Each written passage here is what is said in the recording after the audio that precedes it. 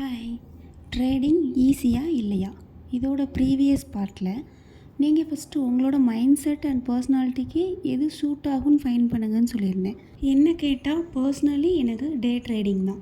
So நான் last couple of டேஸில் high lows என்ன இருந்தது அப்படிங்கிறத ஃபைன் பண்ணுறதுலையும் ஷார்ட் டேர்ம் மூமெண்ட்ஸ் எப்படி இருந்துச்சு அப்படிங்கிறதுலையும் ஃபோக்கஸ் பண்ணுவேன். உங்களுக்கு அப்படி என்ன பண்ணணும் அப்படிங்கிறத ஃபஸ்ட்டு கண்டுபிடிங்க. செகண்டு, ப்ரீவியஸாக சொன்ன மாதிரி உங்களுக்குன்னு உங்களோட வே ஆஃப் ட்ரேடிங்கில் சாலிடாக ஒரு சிஸ்டம் பில்ட் ஆனதுக்கப்புறமா அதை எந்த குறையும் இல்லாமல் எக்ஸிக்யூட் பண்ணுங்கள். சிம்பிளாக சொல்கிறதா இருந்தால் சிஸ்டமேட்டிக்காக ட்ரேட் பண்ணுங்கள். ஏன்னா நம்ம மார்க்கெட் நமக்கு சிஸ்டமேட்டிக்காக தான் இருக்குது. நீங்கள் எக்ஸிக்யூட் பண்ணும்போது தான் உங்களோட இமோஷன்ஸ் அண்ட் சைக்காலஜி அங்கே இன்வால்வ் ஆகுது.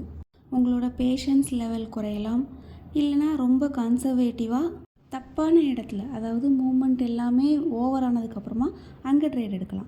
அதனால தான் ஸ்பெசிஃபிக் ரூல்ஸோட சிஸ்டமேட்டிக்காக ட்ரேட் பண்ணணும். யாரோ ஒருத்தங்களோட ஹை உங்களுக்கு இன்னொரு டைம் ஃப்ரேமில் உங்களுக்கு அது லோவாக அமையலாம்.